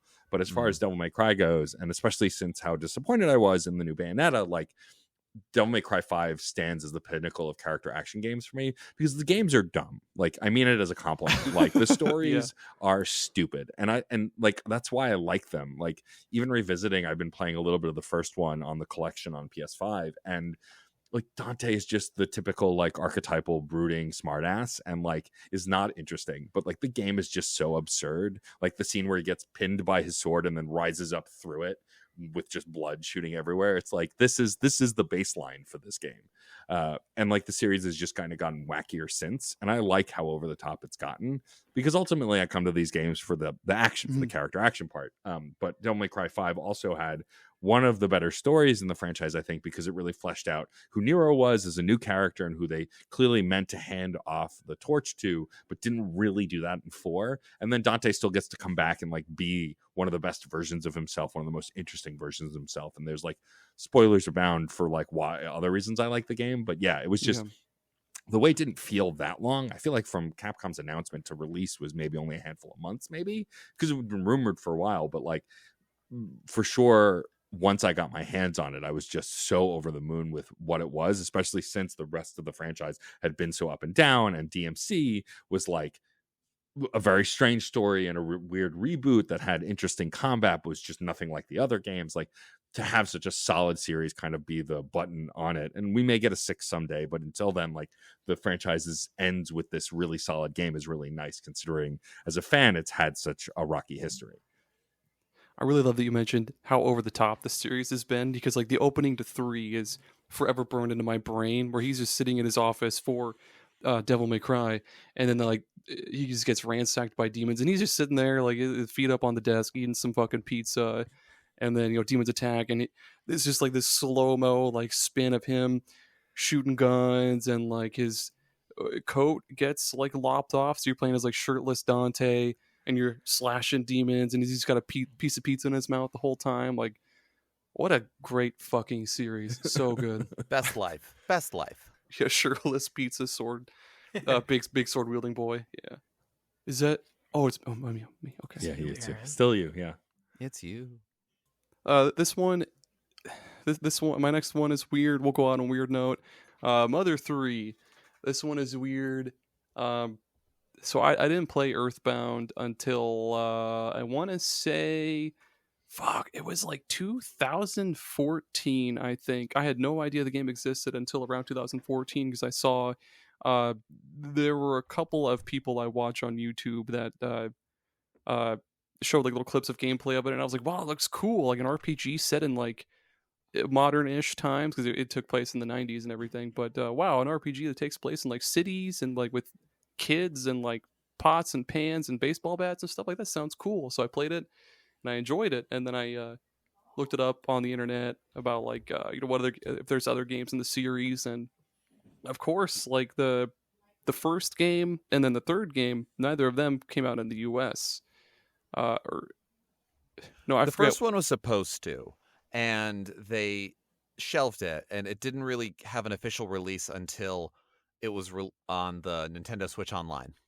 I think, yeah, that sounds right. Didn't it also come out on like the Wii U, or was that only Earthbound? I think that was only Earthbound. I feel as it might have been, but I feel like Earthbound Beginnings was a big deal when they put it on the Switch Online. Okay. Yeah, and then Mother 3, infamous for only being on the GBA in Japan after going through the whole debacle that is the N64 DD. First was like just a base ass N64 game. The game was too big and too long to put on one cartridge, so they thought, hey, DD, good idea. And then the N64 DD was a total flop, piece of poop, and they shelved that. And the fucking this is off topic, but like the 3D, well, no, it's not. The 3D models and all that stuff for N64 or Earthbound 64, they look so good. And then you can see like little bits of Earthbound 60. Well, if you play Mother 3 or look at screenshots of it, like you can still see a bunch of like what they used in Earthbound 64 they carried over to Mother 3. And yeah, Mother 3 still the only way to play the game is through this fantastic English patch.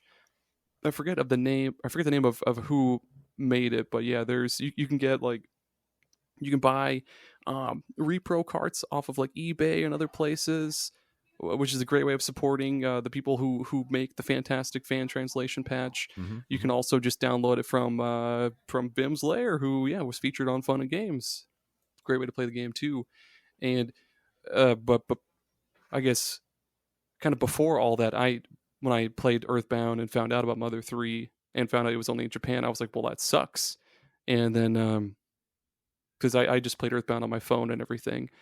And then maybe like a few years after that, I want to say in like 2016 or 17, I was like, oh, you can actually like, I figured out how to download like a Japanese ROM and apply an English patch to it. And I was like, oh, this is actually in English now. Like I can actually play this game now. And then I played it and I experienced it. And it's a wild time without spoiling anything, but that was worth the I guess discovering it, and then discovering that I could translate a patch. I guess that I don't know if this counts, but It counts. I think so. it's Yeah, our, Sure, it's our why show. not? it's game experience. Exactly. That's cool. That's a fun one. It is. I get to end it. I get the final say. Yeah, you did. Please end it on a weird one. It's not going to be. I'm sorry. That's okay. Starfield has been worth the wait for me. Hey, have you guys heard about Starfield? Yeah. I have tried to play Skyrim like 5 or 6 times, and I can't get into it. I've tried. I loved Fallout 4, played that a ton. But even though I didn't get into Skyrim, I still just like really loved the Bethesda recipe, I guess you could say, of just a big, giant open world with main mission quests, side quests, and just like different areas to explore. That's what I loved the most about Fallout 4, was just going into random places and like learning the story of the buildings or the areas or whatever. Stealing their cheese. And so then they announced Starfield, and they're like, we're going to do all that, but in space. And I love me some space. I was like, that's all I need. They took the recipe that I love. They added some chocolate on top. This is going to be great. And then the wait was agonizing. Getting that trailer a couple months out, showing like all the different mechanics and everything. And I was like, oh, it's got everything I wanted and more. They added nuts on it. There's whipped cream. They just keep putting stuff on this recipe. How do they do it? and I had to get the like 7-day early access because I couldn't wait anymore. And it's everything I wanted. It's Bethesda game in space. I haven't really done a lot. I'm like 50 hours in, and I haven't done a lot of faction quests or main quest stuff, but I'm just going around exploring in my spaceship with my space friends, and that's all I want in a game. It's all I'm going to play for the next 10 years, I'm sure. That's awesome. Yay, Starfield. Yeah, I've had friends that like complain like, oh, my inventory's full, I can't carry anything else. I'm like, oh, just stop carrying things then. Like, you don't need to pick up everything. I really want them Irrelevant. I really want them to do a dumb, really, really dumb ROM, or I guess not even a ROM hack, just a hacker mod of the game where like instead of Starfield, it's Starfeld, and it's like Seinfeld, but Starfield. I can't fit all these wrenches in my pockets. Why you gotta pick up all the wrenches? Jerry, I have nowhere to put these wrenches. Why Jerry. would the wrenches be there if I'm not supposed to pick them up? Jerry's space apartment. You just need to make sure you've got one of each size. Past that, it's irrelevant. It's ridiculous. I can't just leave them there. There's other people out there. The wrenches aren't just for you, just because you can pick them up. I need some wrenches. Can I have some wrenches? Or being like, oh, you can fast travel everywhere. What's the point? I'm like, I just don't fast travel. You don't fast travel. I walk to my ship. I walk back. I take off to space, and I pick my destination. I fly. I just don't fast travel if you don't want to fast travel. It's an option. That's right.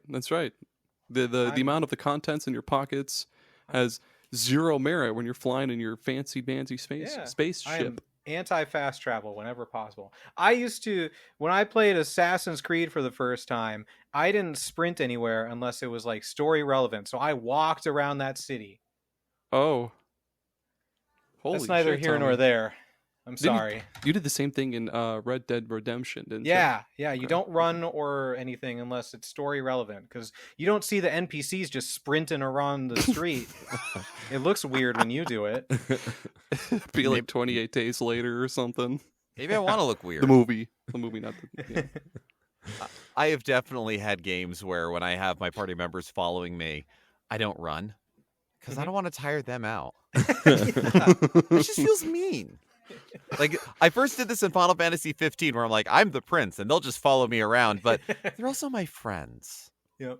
Just because I can doesn't mean I have to, okay? Yes. Whereas Like a Dragon, run around like an idiot because we're all just going to crash into each other, and it's hilarious. Or get hit by a car. Oh my god, yes. That's the best. Like you're just in a battle and then a car comes along and like you hit an enemy into a car, or like Adachi gets hit by a car and it's like, classic Adachi. And I love that there was a PlayStation trophy for an enemy getting hit by a car, and then when you level up enough that you can survive it, and it's not even that big of a deal. Yeah. This was one of those games that my spouse and I played together, and whether or not we run into traffic became a real, not an actual argument or an actual problem, but she was the one who kept running into traffic without looking both ways. And I'm just like, honey, the right analog stick. It's like, I got to get over it there. Like, just I could survive it.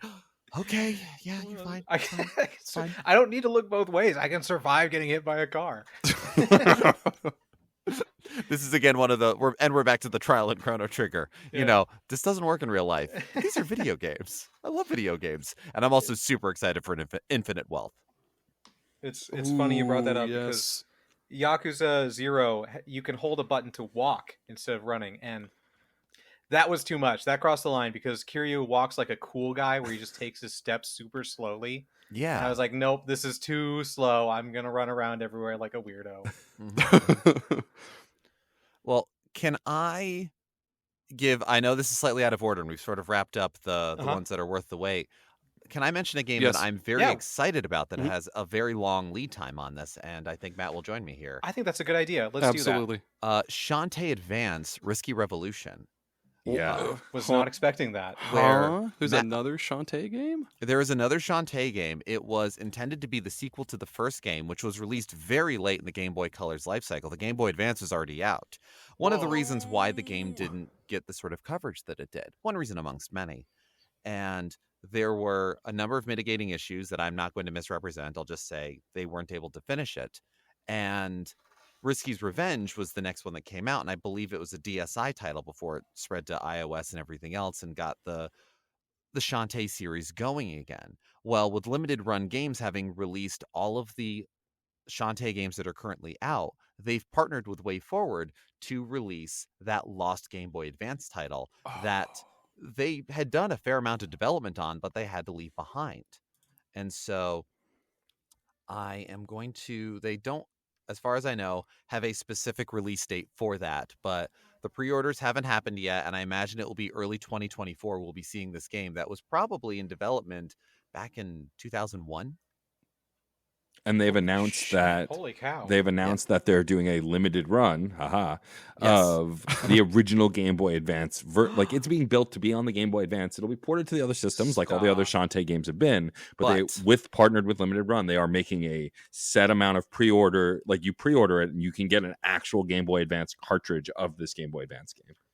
That's so fucking cool. God, WayForward is so awesome. They really, they are. I think. No, yeah.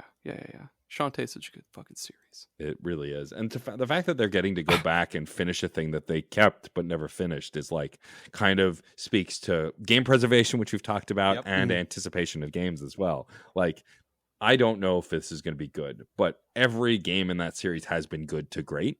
And so I can't imagine it's going to be bad. So I have to imagine it's going to be worth the wait. But the fact that they're getting to do it on original hardware as well is kind of really exciting. You're here.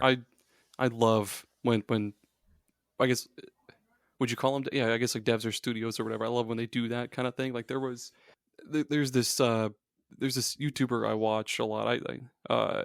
They recovered this game called 40 Winks that was originally planned to be released on both N64 and PS1, but like super duper close to the time of the release, they were like, nah, let's not do the N64 because I forget what the reasons were, but they basically canned the N64 version and it was PS1 only. But I forget who the studio or whatever was that decided to bring back the N64 version of the game. But yeah, they did like, I think it was like they did it through Limited Run or like through their own like online store. But yeah, you could get an actual N64 cartridge of 40 Winks, and it was exactly as it looked back in the Nintendo Powers or whatever back in the day, and that kind of shit is super rad.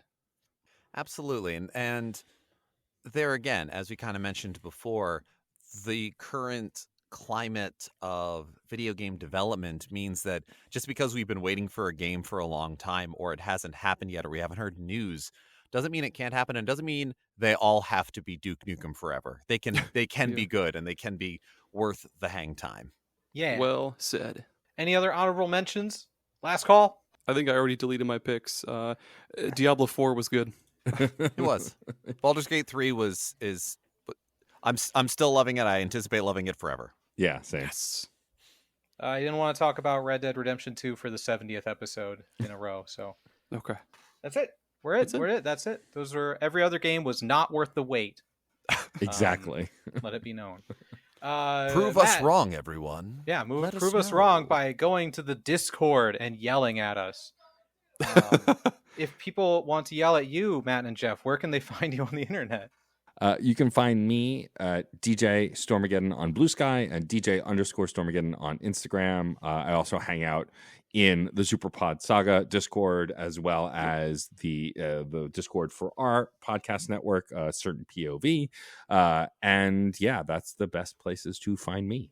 You can, if you need to yell at me, you can find me outside of a coffee shop. I don't know which one. You're probably correct if you really want to settle this. But if you're talking about the internet, I am Geoff Makes Noise on any social media platform I am on, and that's GEOFF. Geoff Makes Noise. And then you can find the podcast on Fun and Games Pod on any social media imaginable. I believe we're on everything at this point. And We're on the major stuff. We're also on Tumblr. We haven't are done also much on with it Tumblr. recently, but it's there. Tumblr. but we're still there. And of course, you can find the podcast at Fun and Games Pod. Again, you can find the podcast at certainpov.com. There are a ton of other really great podcasts there. And then you can find our Patreon at patreon.com/funandgamespod if you want to throw us a couple bucks because you like us and think we're great. Yeah, do it. I think they're great. You guys did great on this episode. Thank you for being here. Thank you for having us. Yes. Yeah, thank you for having us. This is a great episode. Aaron, where can people find more SuperPod Saga content? If they need to publicly shame us, they can go to superpodsaga.com and maybe find our actual physical locations. I'm not sure, whatever. But yeah, previous episodes, blogs, social media, support page, Patreon. If you love us, money, superpodsaga.com. I'll know we've made it when someone makes a change.org petition to mention a game that we forgot to mention on an episode. Change.org. Yeah. Do you want to know what we're going to talk about next week, Aaron? No. Okay. That's good. Yes. I wanna yes, know. please. Yes. Okay, Matt and Geoff, what Aaron and I are going to talk about next week is our favorite quest lines from video games. Ooh, fun. that's a good one. You always talk about how great my picks are, but like that's a really good one. Yeah, That's is a cool. good one. I'll be honest. I feel like I had a run of mid ideas, but this is a good idea. Very good idea. It may not be my final answer, but I got an easy answer for you right now. Tell me. Yeah. The trading quest line in Link's Awakening to get the boomerang. I don't know what that is. Strike it from the records. There you go. It's gone now. Did I say anything? No, I didn't. Look forward to that. Look forward to us talking about that. Go check out the Matt and Geoff's show, Fun and Games podcast. Keep being awesome Super Podders. We love you, Super Podders. You're the best Super Podders. Okay, bye. Bye. Bye. Bye.